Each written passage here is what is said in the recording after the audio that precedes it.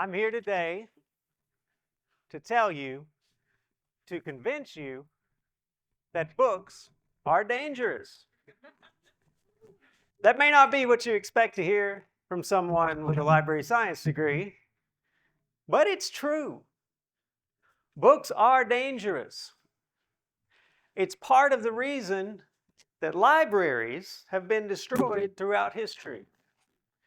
Even before there were books as we know them, things like tablets and scrolls and other objects of information were destroyed in ancient libraries like Nineveh, Alexandria, Babylon, Assyria, China, just to name a few. We saw it again in the 1930s in Berlin, in the 1990s in Sarajevo with the destruction of the National Library there, and today in conflict zones around the world where repositories of information and cultural memory are targeted on purpose. Books are dangerous, and I'll tell you why. They contain ideas that may not conform to what ruling bodies and prevailing opinions allow. Books are dangerous because they provide access to a wide range of viewpoints and voices. Books are dangerous because they show us worlds beyond our own understanding or experience. Books have the power to open new doors, to shed light on darkened places. So yes, books are dangerous to tyranny, to oppression, and to ignorance. That makes libraries incredibly dangerous places and incredibly important for a fully functioning democracy. Now, it also means that libraries are not safe spaces for narrow minds, for people who only want to see their beliefs reflected there. Keep in mind, libraries are not places of compulsory reading. You can take it or leave it, you don't have to read it. When I go to the library, I want to see, I expect to see a marketplace of ideas, a multiplicity of stories, not just confirmation of my own biases and beliefs. In the United States, the freedom to read is enshrined in the First Amendment of the Constitution. And it may not seem like it at first glance, but the freedom to access information and freedom of expression are really two sides of the same coin. And I'll give you an example. And this goes beyond just books. Let's say you have two people in the market to buy a new car. One person gets to look at the Kelley Blue Book, the Consumer Reports, the Edmunds Car Guide. They get to go online and see what car owners say about their choices. They get to call the dealership and ask about prices and packages. The other person only gets to watch car commercials. Think about that. They only get what the companies want them to see. So this person only gets marketing materials. This person gets to access information, process it, and then make a decision for themselves. So you can see how we tend to make the best decisions when we have access to the most information. Here's another sort of illustration about access. So I don't like asparagus, folks.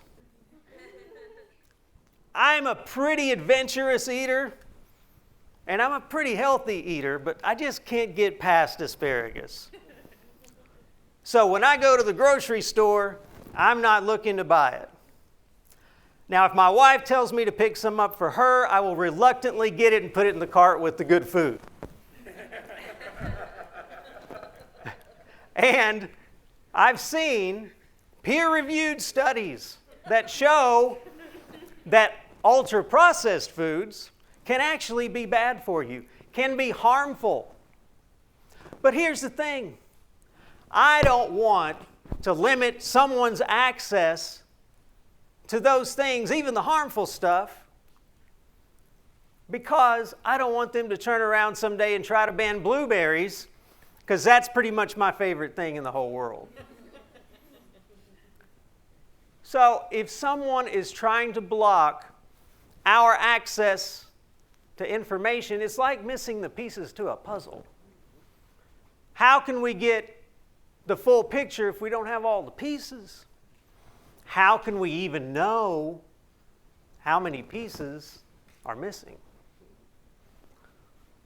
If we're not fully informed, then what seems like free expression will only be a product of what we've been allowed to know at that time. We're stuck with someone else, somewhere else, making a lot of our decisions for us. Is that what we want in a free society? And unfortunately, in the United States, there is a long and rich history of keeping back information from people in the form of banning books. I could be here into next week telling you example after example of book bans. I'm just going to give you a couple. Back in 1958, Garth Williams published a children's picture book called The Rabbit's Wedding. Beautifully illustrated book that showed two rabbits getting married in a field of flowers with all their friends around. And it was banned in Alabama at the time. In fact, a state senator there said the book should be taken off the shelves and burned. What could cause such an uproar in 1958? Well, the two rabbits getting married, one of them had white fur. You know where I'm going. The other one had black fur. Very important to remember that Garth Williams did not suddenly invent interracial relationships in 1958. Once something makes it into a book, and that book makes it into the library, it's already part of our cultural DNA. It's like what Shakespeare's Hamlet said, it holds a mirror up to nature. So fast forward to 2005. Another children's picture book, this one called And Tango Makes Three. It's the true story of two male penguins in the Central Park Zoo who come together to raise and nurture a baby penguin. True story. But it was banned widely. So stop for just a second and think of the implications of banning a book like that. There are plenty of wonderful children in this country who have two dads or two moms at home. And they see this picture book.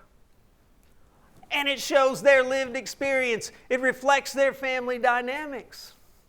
And then suddenly it's banned. Their story is not worth telling. How devastating must that be for those wonderful children? And in recent years, book banning and censorship has only increased, with some very troubling consequences beyond just the banning of individual titles. Consider the public library that pulled a book off the shelf, not because of the content, but because the author's last name was G. A-Y. Gay. Then, wrap your minds around this.